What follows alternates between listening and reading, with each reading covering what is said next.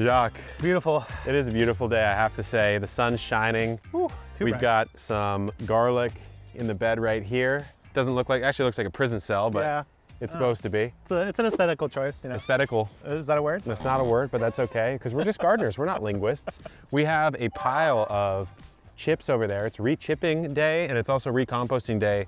But first it's harvest day here in the fall homestead. I'm gonna do Jacques a solid, because you would have done it without me, probably. Maybe. You would have snuck on by at midnight and done this. I have done it before. So why don't we harvest the sweet potatoes to kick it off? This harvest video is sponsored by Shopify, but more on that later. All right, that sun shining at his back. Farmer Jacques. I like this, dude. I like what I see here. You got a good concentration of vines coming out of here. Yes. This is a honey hole. That's a honey hole. All Okay. sweet potato. I don't like the sound of that. Hey, that's a mining term. I didn't pick that up. Honey pot? I think it's a, I don't know. Honey hole sounds like a thing that I'm not interested in exploring right now. Honey hole is where all the gold settles at the bottom of the waterfall. Don't ask me how I know. Maybe I watched a little Twitch Discovery channel. Who knows? I think you've watched a little too much of something. So you've got your Opinel. I do. Heavily used. Yeah, I was gonna say, it's like chipped at the top, huh? Yeah. No, this is a knife that goes underground quite a bit. So I'm going to remove the vines, because here's what I want. I want to see where the vine is in the ground. Like the... Right now, I can't tell how many we planted. I can't tell. I have no idea what's in here. So I'm gonna start chopping. Try to isolate. And I'm dropping outside. Yeah, exactly. And I'm gonna separate some of these out. So the thing with the sweet potatoes is you really can let them go until the season kills them, because they'll keep sizing up. And we've gotten some surprising yields. I would say I would have liked to let this go a little longer, but it's time to change the bed over. I feel like even if it did go longer, how much bigger can I get? It's We're in November. It's November. Yeah, I feel like end of November is the latest I ever harvest. I just would have liked them to be maybe a little dying off at this point now. Like they still have some heat in them. Right here, that's gonna be the winner. You think so? Because look how many vines are coming out of one. Check out this bad boy right here. You got like 12 vines, and I think these are roots. So I think they're roots. Yeah, I mean, and then you've got this little bulbous. Either that's all you're getting, or it's the tip of the iceberg. I actually think this one right here is going to be even bigger, because look at this little meaty boy. That one has legs. Yeah, it's got some gams on it. Uh-oh, I don't like that though. What? This could be the thing that kills the whole harvest. Uh-oh, look at this. Okay. I always This is literally the not safe for work, guys. Don't. Oh, God. Too easy. Okay, so what do we find in here? So here's what we found. We found a filthy little mound. Oh my God. When you see this, you know you're in for trouble. You know you're in for gophers. Gophers. I don't want them, but I have them. So what we've done actually, Jacques, is to prevent the gophers, we've dug out these beds a little bit, and we've put a gopher mesh about 1.5 feet down. Roots can go through it, gophers can't come up through it, but we didn't put it in this one because the sweet potatoes, they were already there. Yeah. So next season we'll do the same thing. I guess what we'll do is we'll add it something like this deep, so that you're not getting into it, but it is protecting your sweet potatoes. Yeah, and it worked on all of these beds over here. All of these were retroactively protected. Look at this guy. Ooh, a little hopper. That's a big boy. Look at that. So here's that other guy that's got legs on it. Look at that. That's gonna be a big potato right there. I hope I can already tell. I hope so. Oh. Oh, these are okay. Yours, you beat me. This one is. So there's the iceberg right there. This one's a. There's a little iceberg we saw, but here's what I was hiding in the back. Wait. Oh, wait. I got so confused a couple days ago because I harvested out the circle bed. Yeah. And I pulled up one that had the exact shape of a beet. I saw that one. The exact shape. And I thought it was a beet at first. Yeah. That was really weird. I was so confused. Oh. Okay. I like that all these potatoes are dark too. So these are those purple guys. Yeah. I honestly, I don't know why, but I like the purple ones more. I think they're tasty. Yeah. I think they're tasty. I think they're like not as sweet, which I appreciate. I like giving them that roast. Oh yeah. You know? And I would apply the same crispy sort of. Whoa. A little tangler? Wow, this is a tanglefoot right here. What is this? Yeah. It's like a mandrake root? It does look like a mandrake. Uh-oh. Don't they cry? Like a mandrakes cry. Okay, here we go. Uh-oh. I found your tunnel. Gopher tunnel? Like, whoop. Uh-oh. I might have just grabbed the gopher. I don't see any damage though. No. That's kind of weird. No, I don't either. Maybe we are seeing a potential lack of yield. Yeah, that's true. Wait, actually. There's a gopher over there. It's over here. What? There's a gopher right there. The second we started saying Gopher, that little mustard I could see patch, it shaking. do you see it shaking? What? Do Gophers bite? No. Oh, do you see it? There's a hole. There's a hole right there. Oh. Dude, if it's eating this mustard, that is a desperate Gopher. I think it's so funny. You know what happened? Here's what happened. We start harvesting the sweet potatoes. We start trash talking the Gophers. It hears it. It's in there, right? It goes underneath the Gopher tunnel network. Subterranean. It comes up here, and he's like, "Hey, what's up, little boy? Like, I got you." I can't believe that. There's sweet potatoes there too.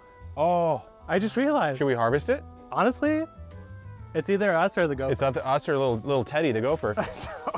I think you gotta give it that pull. I can't believe That is because I heard hilarious. it. I heard Did you it. see it? I saw it. It's shaking. Remember back when you first started working here? Yeah. And there was that one tree that kept shaking, and I was like, "What's going on?" It was probably shaking its booty at It you. was Teddy. I think it was mad at you. I think it was. So this is all from one sweet potato plant, All right, which so is pretty impressive in terms of the let's growth. get this before old Teddy. What do we got? What do we got? I think this is gonna be really good. It might be a, oh wow, that's like above ground. Oh, whoa, I can barely pull this out. We're talking yields for days. Big yield. Oh my.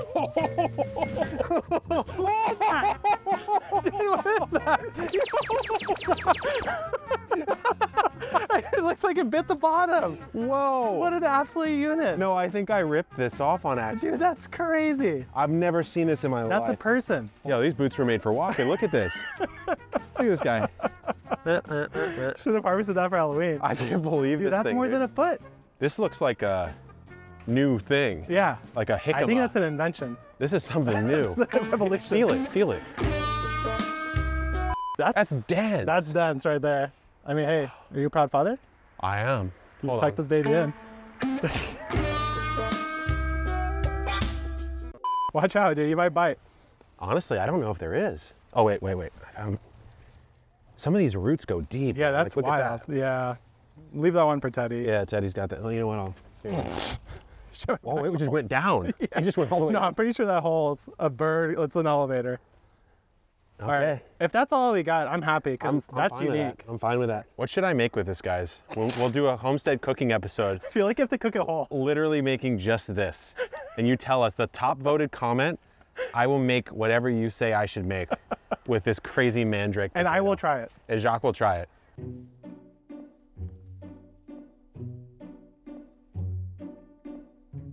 So we have quite the sweet potato harvest right here, a bucket full, including that monster. And I want to talk today about the sponsor of today's video, which is Shopify. We've been working with Shopify for almost 6 years now, and now proudly they sponsor Epic Homesteading and Epic Gardening. Why? Because they are single-handedly the most important piece of software that we use to run the business side of what we do here, helping create products, seeds, grow bags, raised beds, and offering them for sale to you guys that are watching this video. And you guys so graciously support us, and we really appreciate that. But what is Shopify? It's a commerce platform. It allows you to offer goods for sale online and even in person to your customers in a seamless, intuitive way. There is not a single more important piece of software that we use to run our business than Shopify. Believe me when I tell you that. Almost everything you see could not happen without Shopify. It makes it so easy to deal with things like sales tax, shipping, handling, item weights, the design of your website, everything. Believe me, everything. And it has a huge, robust app ecosystem that makes all the different customizations that you might want to do to your store possible. So I'm a huge fan of Shopify. It is by far the most important tool that we use. Very grateful that they sponsor us, and you can get a free trial by going to shopify.com/epic homesteading or checking a link in the description. Free trial. If you've ever considered this in your life, wholeheartedly, I recommend Shopify. And now, let's show you what's going on in the test garden. Okay, Jacques, we are surveying kind of a new looking garden here. Yeah. Look at this. Fresh compost? Fresh compost, fresh chips going down. We're in the middle of that process right now. It's got to spread out everywhere now. So went with a bit of a rougher chip. I like the look. I like that it's like mixed size. Yeah. So it's probably not going to get kicked around a bunch. I don't think it's gonna move around a I like ton. it. It's not that like very hairy, thin stuff either. Yeah, that disappears. Not a big fan of that.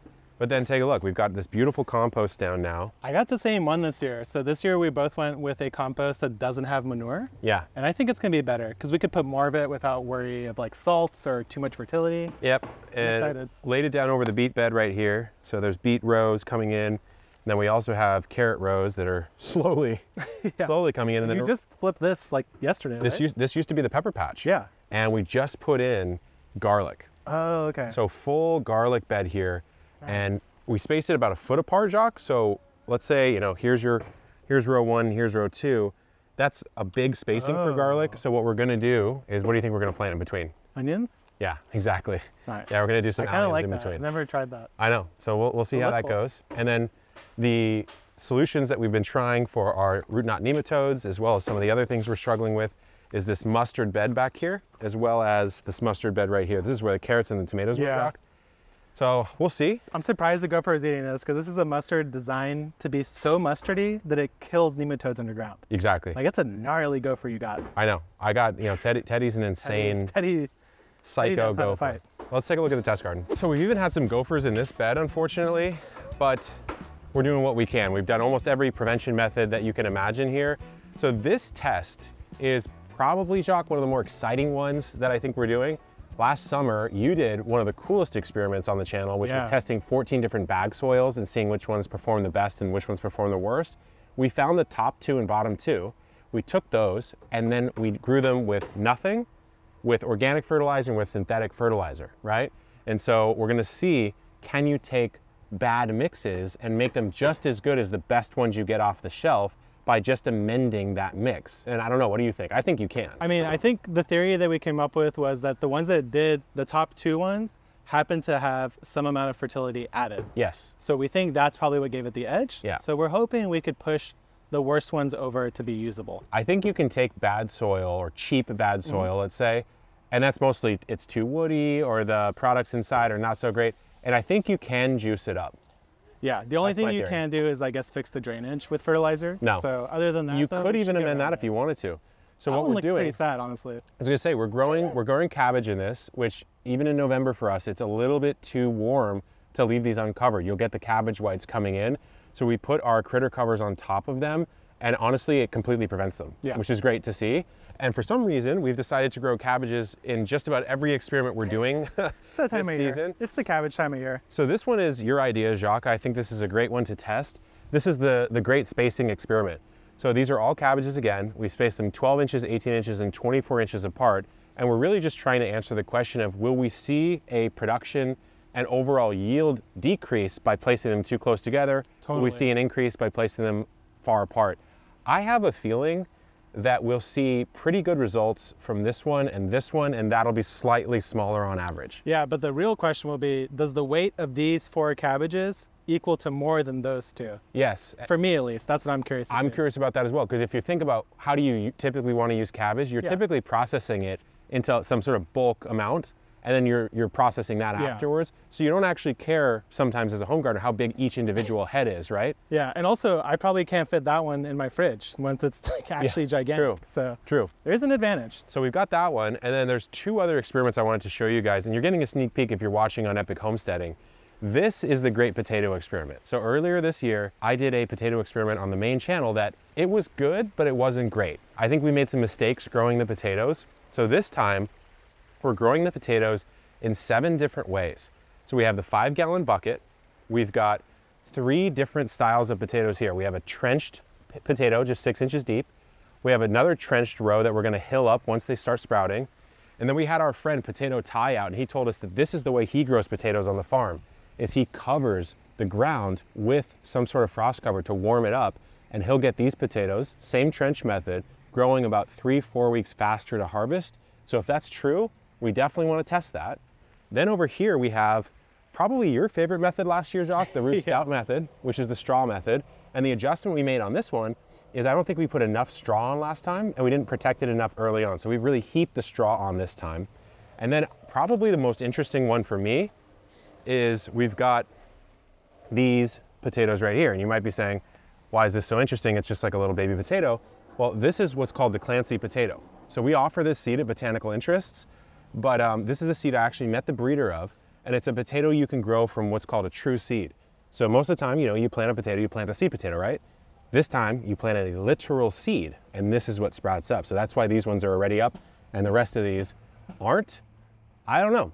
Yeah. I'm very curious what's going to happen on this. I'm very excited to see the Clancy and how much potato you get out of it. Yeah, me too. Because you grew them okay last year, I think, right? I grew them in a small container, so not the best possible yield, but they were good. They were nice little creamer potatoes. This weird looking bed here is probably the one that's the most hype between you and I. Yep. And this is, can Jacques and I make a better soil mix than the best ones on the market? So we took the top 2 from our grow experiment last year, and then Jacques and I went head to head, reality TV style, and tried to build a better mix than both the bot mixes and each other. So who knows when that video is coming out, but we don't even know which ones these are. No, but I can already tell that these two here, these guys are starting to pull away. These two are doing really well. And these I'm two hoping they're both mine, even though I only have one. I'm hoping these are at least both ours, and these are the bad mixes, but we could be wrong. I have no idea. And then behind me, Jacques, this is the... Oh, I've been waiting for this boy for a while. I've been waiting years, literally. Look at this. That is honestly, like, it's an aesthetic plant. That's impressive, isn't it? Yeah. And look, you can even, these guys come off. Yeah, this is where the flower was. So what are we waiting for? So we're waiting for the top hand, or this cluster, to start going a bit more yellow. Right now it's not, it's very tough. And technically you could harvest it at this phase. Yeah. It'd just be more starchy potato or banana. It wouldn't have a lot of sugars in it. Okay. Probably wouldn't want to eat it for like a dessert application or something. So I'm waiting for that. I'm a little scared though, because come look at this. I'm standing straight up. Yeah. And this thing is leaning like crazy, right? Oh yeah, let's take a look at this lean. Look at that lean. Oh yeah. So I'm a little bit scared, but the reason that you brought this up too, Jacques, is bananas aren't trees. Bananas are actually considered herbs. And the stem, or this trunk, is really what's called a pseudostem. So it's a ton of leaves. Look at how this leaf comes down, and it forms a segment of this stem, right? That's really all it is. It's just a cluster of all those. So it doesn't have that woodiness to keep it upright. Yeah, it's just kind of watery. Yeah, it's very, very watery. And so I'm worried that some big wind will somehow crack this. And then I'm kind of harvesting early. We'll have to see. So I don't know what's gonna happen there. So there's still stuff to do in the garden, but it is getting like chilly. It's getting dark. I don't like it. It feels like sunset's coming, and it's like 3:45 p.m. right now. So it's really sad. I'm not super stoked about it, but let us know what you want to see on the channel, because we're thinking about doing a series of bake-off episodes where we go head-to-head against each other and we see who has the better bake. And your sweet baking game has been elevated. I haven't. Sweet baking game has been, it's been pretty good lately. So we'll have to see how that goes. Thanks again to Shopify for sponsoring the video. Thanks for tuning in, guys. Good luck in the garden and keep on growing.